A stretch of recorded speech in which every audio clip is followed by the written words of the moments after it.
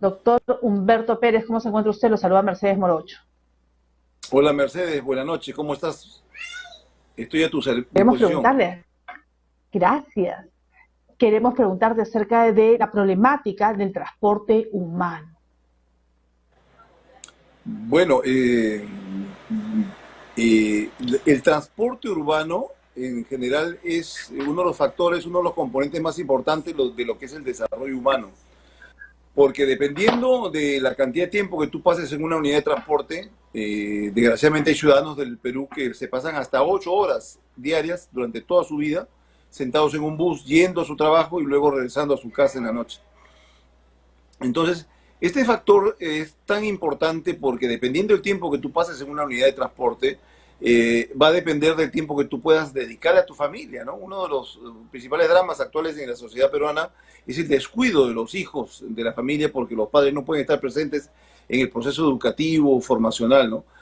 También ese tiempo que tú pierdes en una unidad de transporte no te permite cultivarte, practicar deporte, salir a pasear con tu familia, estudiar, hacer todo lo que significa, digamos, la parte del gozo personal de un ser humano, ¿no? El tiempo que cada ser humano debe dedicarle son 8 horas al trabajo, 8 horas al descanso y 8 horas a dormir y 8 horas pues a hacer todas estas actividades que, como te menciono, hoy en día los ciudadanos del Perú no pueden realizar, ¿no? Yo uso mucho transporte masivo, yo soy un estudioso del tema y la única manera de poder conocer en el ADN la problemática del transporte es vivirlo a diario, ¿no? Yo a veces voy en el bus y miro a la gente, no miro las expresiones de la gente y trato de imaginarme lo que piensan, ¿no? O sea, bueno, interpretando lo que yo puedo ver en sus ojos, descubro que muchos de ellos se preguntarán, pues, ¿qué estamos pagando, no? ¿Qué pagamos los peruanos? Porque este problema del transporte es un problema que pudiera haber sido resuelto hace muchísimo tiempo, ¿no? Ya tiene más de 20 años los estudios que dejó el doctor Andrade en Lima respecto a cómo resolver, desenmarañar esta enredadera que existe en el transporte y que recomendaban, según las tendencias, ya en ese momento, la existencia de 10 corredores segregados. Segregados. ¿Esto qué significa? Significa que el transporte masivo debe ir por una vía exclusiva, no mezclarse con el transporte particular, ni de carga, ni taxis, ni ambulancias, ni bomberos, ¿no? Porque el mejor ejemplo que tenemos, gracias a Dios, tenemos un ejemplo del cual podemos nutrirnos y es el hecho de lo que ha pasado con la construcción del metropolitano, que con todos sus problemas y todas las sinvergüencerías que ha habido en estos procesos, porque el Estado les da la infraestructura vial, el Estado les da el crédito para que compren los buses, el Estado le da subsidios, el Estado le da compensaciones, el Estado le da reactiva, y estos sinvergüenzas no han pagado hasta ahora ni un centavo de los créditos que sacaron a través de COFIDE, ¿no? 500 millones de soles, 550 millones de soles, que hoy con los intereses deben estar pasando los 1.200 millones de soles, ¿no? Y ya estamos en época de renovar la flota del metropolitano y ni siquiera han pagado un centavo de lo que es del crédito que se le dio para los primeros buses, ¿no? Y lo peor de todo es que ahora los consorcios, cuya obligación eran de que fueran 60% peruanos y 40% extranjeros, son prácticamente el 100% extranjeros, ¿no? Bajo la fachada de ciertos subterfugios legales que le permite tener la careta de peruanos, pero en el fondo los quienes manejan eso son pues empresas extranjeras, ¿no? Es una vergüenza lo que pasa en el transporte, ¿no? Y así como es una vergüenza de que la gente que esté encargada de dirigirlo no se haya capacitado, no esté en permanente, digamos, esta actualización de las tendencias modernas, ¿no? Y te digo con toda honestidad, para mí una de las instituciones más vergonzosas que hay en este país es la ATU, ¿no? En donde desgraciadamente el dinero se dispendia, se pagan alquileres Claro, altísimos por locales efectivamente. innecesarios, se pagan consultorías altísimas. Por ejemplo, la última, ¿no? Es la consultoría que han contratado para determinar qué tipo de equipos debe utilizar el metropolitano en el tramo que se está construyendo de Naranjal a Chipuobyo, 10.2 kilómetros, ¿no? Eso es una vergüenza, ¿no? Porque la ATU, con la cantidad de técnicos y profesionales que tiene, con la cantidad, digamos, de los sueldazos que cobran, pues debería tenerlo los técnicos que determinen eso.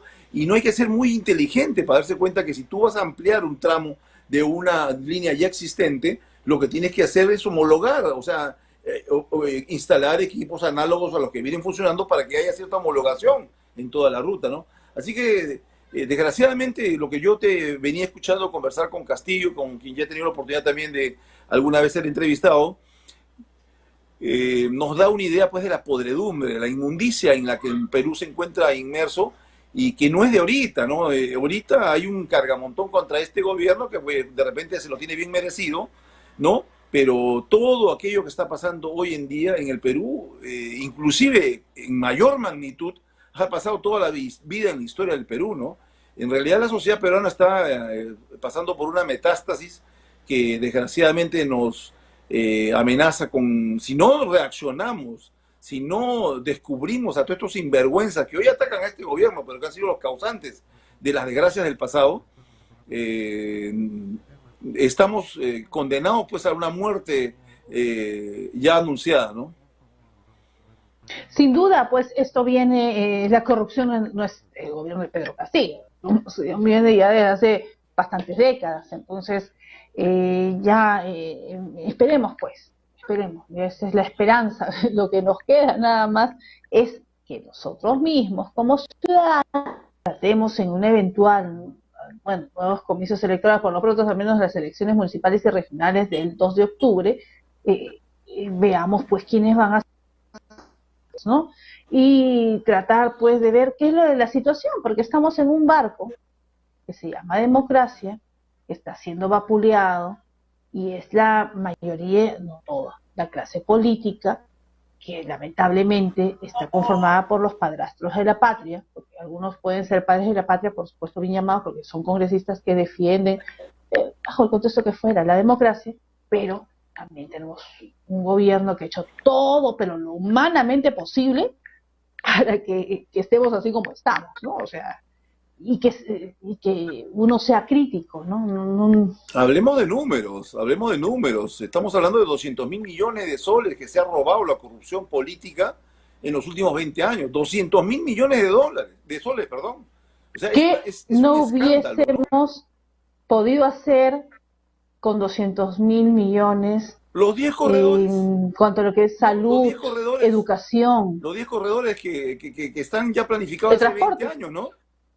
Y muchísimas cosas claro. más, ¿no? Sobre todo iremos a recuperar la confianza. Hoy en día los organismos internacionales, inclusive los inversores, no nos quieren prestar dinero, porque saben que lo gastamos mal. Estados Unidos ¿Te acuerdas que conversábamos esta hace tarde?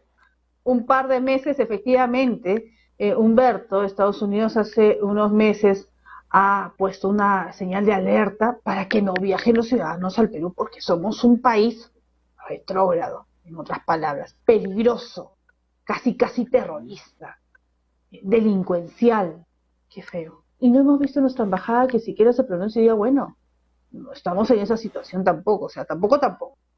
Tenemos temas de corrupción, tenemos corruptos para exportar, está bien, pero tampoco no es que vivamos pues Ahí en lo tenemos a Toledo, una... ¿no? Toledo es Sí, un no, corrupto de deportación, efectivamente, vive cómodamente en sí, Estados Unidos. no se salva.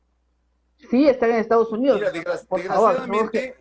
desgraciadamente las elecciones en el Perú en los últimos 60 años, que es lo que yo puedo recordar, no han sido más que guerras entre bandas de delincuentes, ¿no?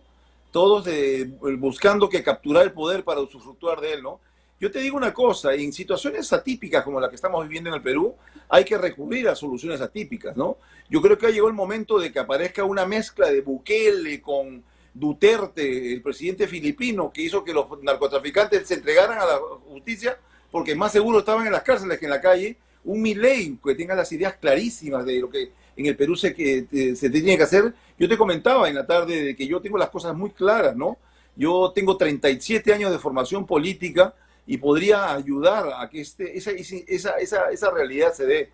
Ha llegado el momento ya de tomar medidas muy drásticas, ¿no? Ayn Rand, que es una filósofa liberal, ¿no? De la escuela del realismo filosófico, decía que compasión con el culpable es traición al inocente.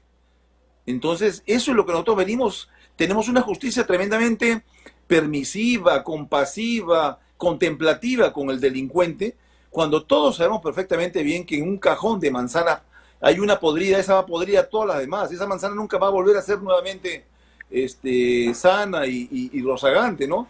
Ha llegado el momento de tomar medidas Sin drásticas. Yo duda, siempre he sido un defensor de la vida, ¿no? Pero en este caso Claro, yo en creo que conclusión, la pena de muerte tiene que restituirse en el Perú, ¿no?